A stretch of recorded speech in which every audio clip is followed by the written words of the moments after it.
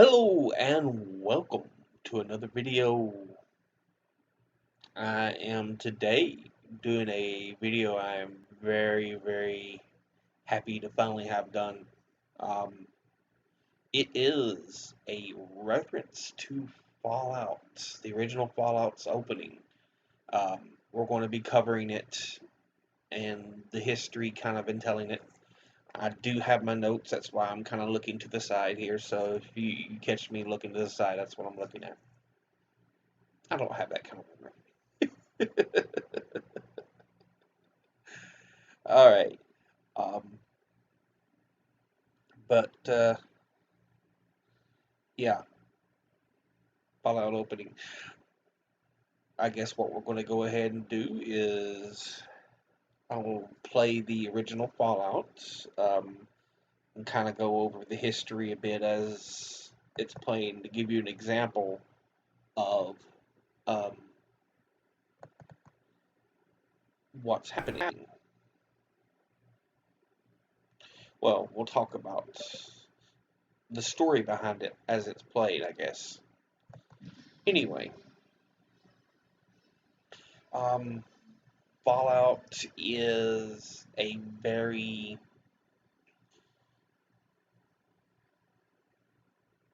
post World War II inspired um, kind of game. It's a lot of 50s nostalgia and feeling with the music, um, the story, the design.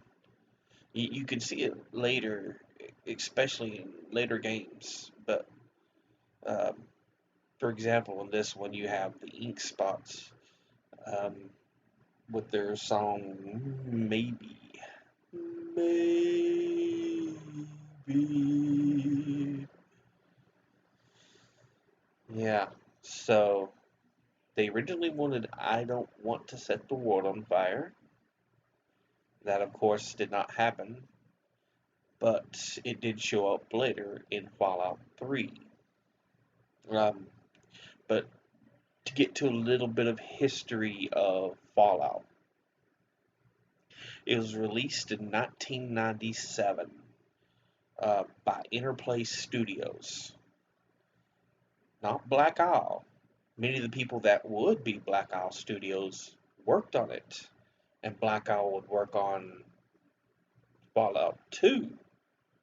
But there is often a mistake. A lot of people want to say Black Isle produced the first one. No. Many of the people that were in Black Isle worked on it, but they weren't yet Black Isle Studios. They were still just Interplay, not a division of Interplay. So, got to make that clear. Um, the game Interplay itself was under Brian Fargo, and um, he would eventually have to leave Interplay. He would form a different studio,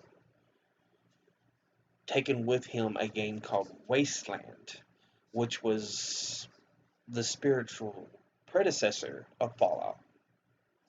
And in all honesty, Fallout was meant as a sequel to Wasteland. Didn't quite work out that way. Yeah, but it became its own intellectual property with a huge fan base of its own, even bigger than Wasteland. Wasteland has since had a second game. I think it was supposed to have a third game recently under Fargo's new company. But yeah, Wasteland is kind of similar to Fallout in spirit. So if you want something to check out, that's a thought. Let's see. But yeah, a lot of 1950s Americana, a lot of post-war feel with the Stealth Boys um, as a item you can pick up and other items. So a lot of sci-fi and culture from the 1950s. It's just there to be very post-war. So, with that, let's talk about the opening. Early in the video, it talks about the Interplay logo. It has, by Interplay Entertainment. And then you have by uh, presented by Brian Fargo, Fallout.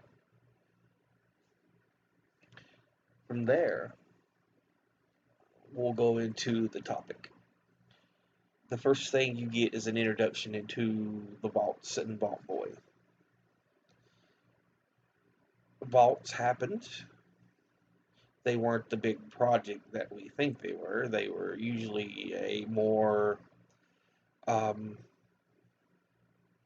well-handled situation for smaller populations, who, like a family would build their own, or a company would build their own. There was a vault, I think it was in West Virginia for the presidency, under the Greenbrier Hotel. There's a vault for the world's flora in one of the Scandinavian countries. I don't want to get it wrong, so I'll just say Scandinavian countries up there. Denmark, Finland, Sweden, that area. I'm not sure which one, but it's one of them.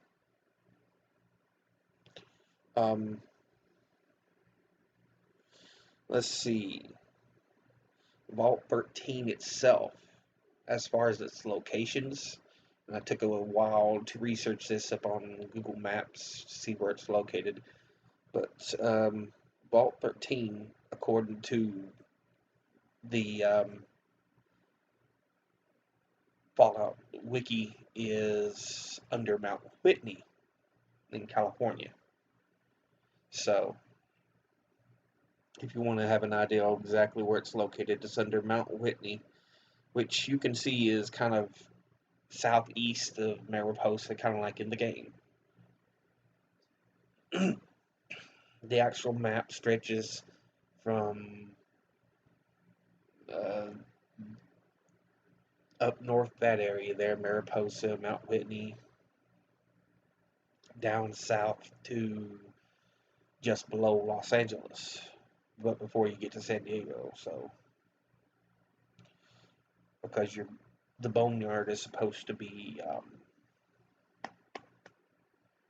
oh goodness, the Boneyard is supposed to be Los Angeles. I'm not sure how far east it goes, so I don't know exactly where the glow is at, if it's just on the outskirts of the greater Los Angeles area or not. But then Bakersfield, California is, oh God, it's one of the bigger areas. The hub, I think it is.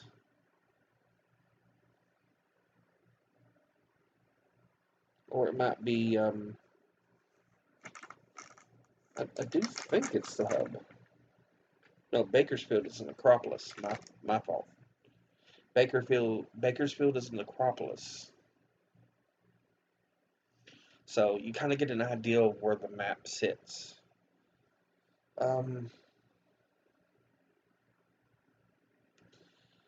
So with that in mind, the next thing you'll see in the opening is an advertisement to purchase a vault. In the backgrounds of the advertisements, you'll see nuclear explosions going off. You'll see the mushroom clouds, and you'll kind of see them in the distance. And in the foreground, you have the people lined up going into the mountainside, and in the very foreground, you have this couple just smiling in the 1950s attire. kind of driving home the feel of 1950s Americana post World War II. They are going into a mountainside, Mount Whitney, and it is trying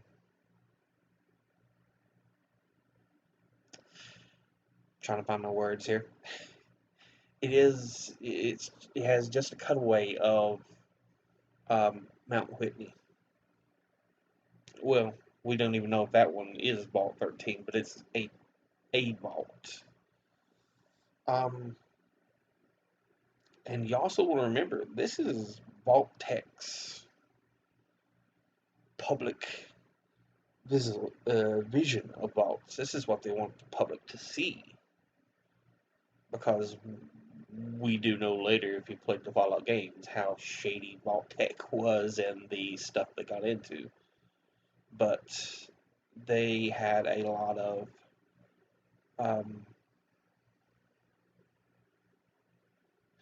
pre-war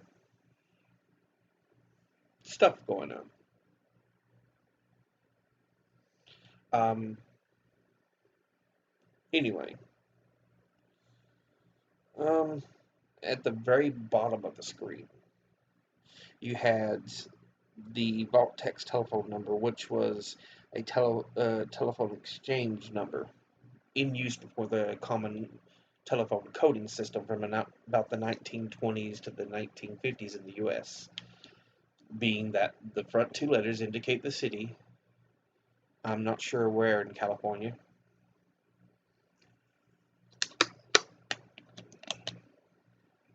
But usually it indicates the city or area.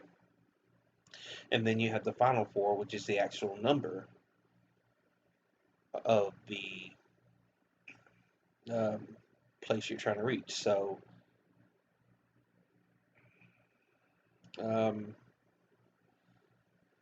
Anaheim might be AN or ANA, your 4 digits. That was your telephone exchange um, information on how to get through to Anaheim to this particular purchase. But again, calls back to that post-war feeling of Americana, because it was quite common in the U.S. for that to be the type of telephone number where we got area code, region code, and number. Anyway, next set of footage that we see is the rocket ship, which is Interplay's logo.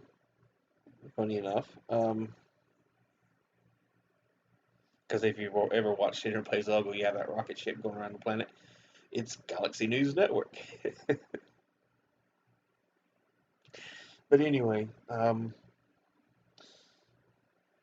it's kind of the way you would see it in the older films when they have the news updates. But you have in print how the U.S. is protecting the newly annexed Canada, while you have um, two American soldiers in power armor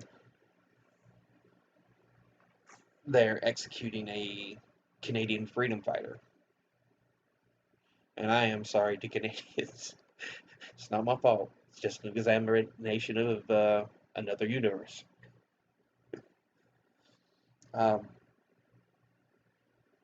But yeah, in order to protect the resources in Alaska, because China had invaded Alaska, there was an annexation of Canada, so you could just go whoop instead of having to go whoop. You could just go straight through Canada into Alaska. So it could save time. And it tells you kind of the situation that the world is in. I mean, here you have America taking over a free country, a free and sovereign nation, like Canada. In the Fallout universe, we know that Europe had been like they are now, European Union, except they called themselves the European Commonwealth. But they split apart. They'd been feuding with the Middle East, dropping nuclear bombs on them. And Russia was still an issue.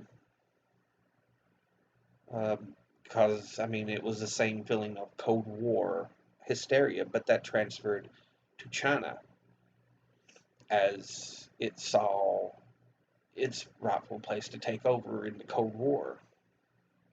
So it became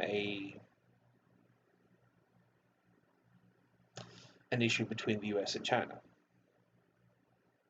China eventually invades Alaska in the Sino-American War um, of the Fallout universe, and it's really because Alaska has some of the last deposits of oil that are easily accessible on Earth. All this over oil. Anyway, I'm getting off topic a bit. Um, so, like I said, execution of the Canadian freedom fighter, um, in an attempt to show American spirit and feelings of protecting the homeland. Now, as this is happening, you have a pullback from the screen. Um, and the next image you see is the close-up of the American soldier in power armor. Behind him that universe's Fallout flag, and you'll notice on the flag you have the one star indicating the U.S. and the 13 Commonwealths. At that time, the U.S. by that point had been divided up into Commonwealths, so you grouped states together in the Commonwealth areas. And so you had 13 Commonwealths around a single star, kind of similar to the original flag, 13 colonies. Although I don't think they had a star in the center, so I think it was just the 13 colonies around. It's kind of interesting how it kind of got back to the beginning, almost. So, but in a way, it's perverted from what it originally was. Um, so after that, we see propaganda buy war bonds, just like in 1940s during the World War II. Buy war bonds. It's that war fever. We need support for the war. But again, they want you to buy war bonds when the next commercial is for Corvega. And one of the things you'll notice is the cost. $199,999.99 for a new car. No.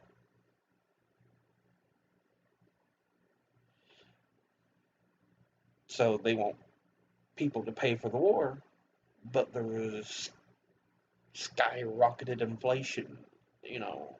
The economy's in horrible shape.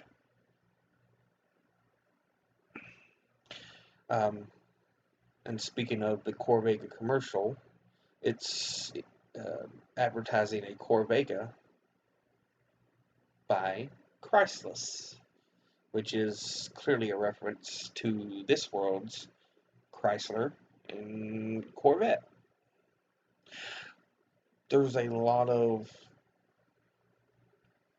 there's some insinuation that there's other cars that it's referencing, but these are the clear ones that you can clearly see in the names. So I'm just mentioning them. Um,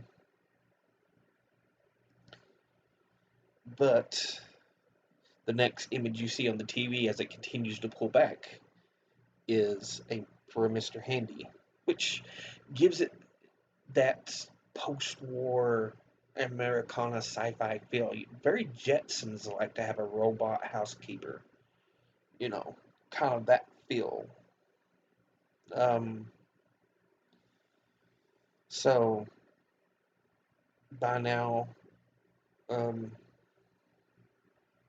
we see the ruins of the old world and the TV.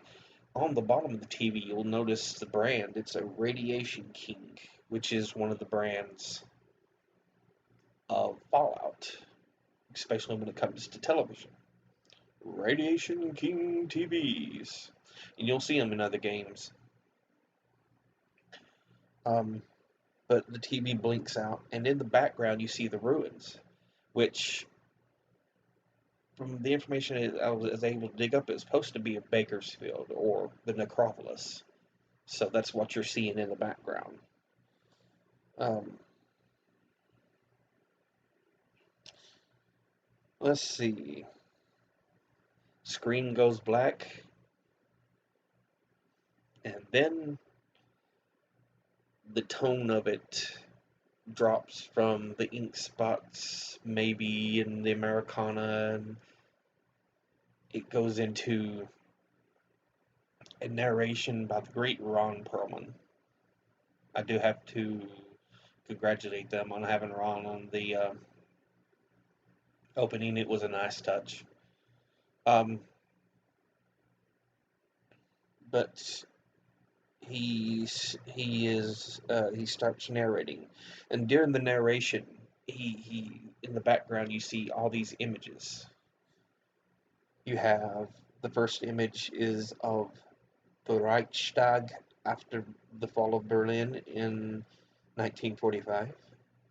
The second pic is again of the Reichstag after the fall of Berlin in 1945. The third pic is American troops at the Ludendorff Bridge in 1945. The fourth pic is the bombing of St. Paul's Cathedral during the London Blitz in 1940. The next image is of the sinking of the USS Arizona at Pearl Harbor in 1941. The next image is again of that buy war bonds. So again, you have that fever of buy war bonds, support the war, and that is from 1942. The next image is a picture of the gadget from the Trinity testing in 1945. Um, and it was the first tested nuclear bomb we had. The next image is the detonation of that Trinity gadget in 1945. The location where that happened used to be the United States of America's Air Force at Alamogordo bombing and gunnery range, but it's now called White Sands Missile Range. And the final image you see is the 255th Infantry Regiment, as they are in Waldenburg, and that one's from 1945.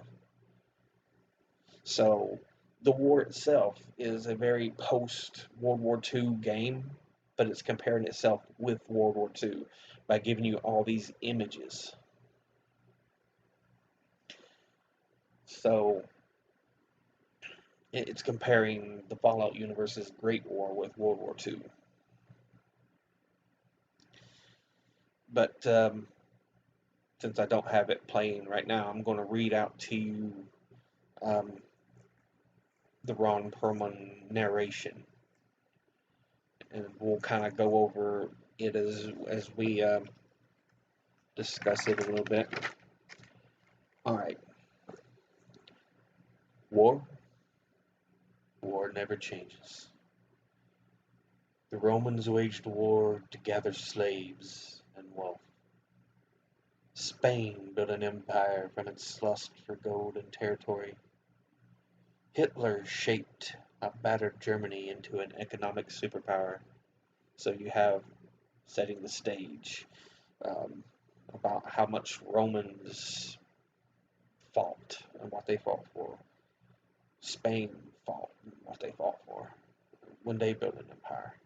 And even Hitler himself, Germany during World War II, formed an empire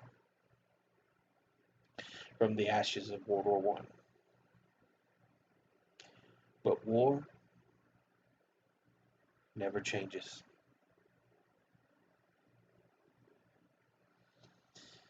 And so this is the theme of Fallout games. You'll notice a lot.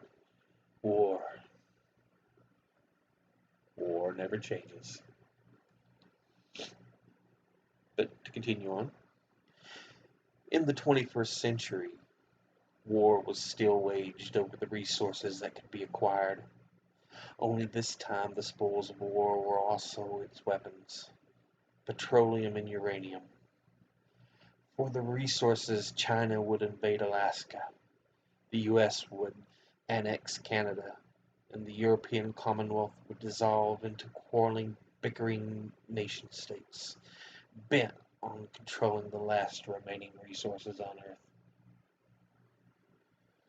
So, this tells you about what happens in the Fallout universe. Um,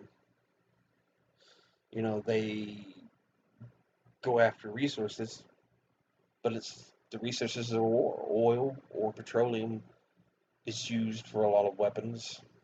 Uranium, of course, nuclear weapon. Um, China, it invades Alaska, as we talked about. Because of that, the U.S. annexes Canada. And in Europe, the European Commonwealth kind of just falls apart.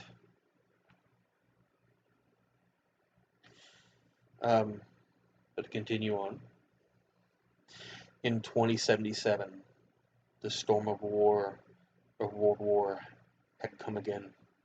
In 2 brief hours, most of the planet was reduced to cinders, and from the ashes of nuclear devastation, a new civilization would struggle to arise. So here you have the Great War, 2 hours, just 2. That's it. A nuclear bombardment. We still don't know who started it. We just remember that in the games we saw missiles coming. We don't know how. We don't know why. We don't know if it was a malfunction or what happened. But in 2 hours, boom, boom, boom, boom, boom, boom, boom. Nuclear destruction. So that weapon of prevention became the weapon of devastation. And then it talks about how from the ashes of all this, like the phoenix, civilization tries to rise again. It fights its way forward. A few were able to reach the relative safety of the large underground vaults. Your family was part of that group uh, that entered Vault 13, imprisoned safely behind the large vault door under a mountain of stone. A generation has lived without knowledge of the outside world. So, during the 2 hours, during, this apocalypse, the vaults filled. People, entered the vaults as they could. And so those people, they're entered, that's it. They know nothing else of what's happened to the outside world. and it brings you into the first game. Your family knows nothing of it because the vault's been closed. And finally, life outside the vault is about to change. And you finish with a picture of the vault closing up and kind of fading out. And that's kind of how the opening of Fallout happens. So you see how much it's connected to uh, the post-nuclear world. So anyway, that's all I have. Always remember, educate thyself, read, study, learn. Knowledge is always a good thing to have. It empowers you. So always search out knowledge. Um, I do want to give special thanks. I'll be listing them in the sources cited at the bottom in the description of the video. But Google Maps, the Fallout game for the opening, so I could analyze it. The Fallout Wiki, and Wikipedia, which were used in analyzing this. So, well, I'll see you for the next video. Y'all have a good one. Later.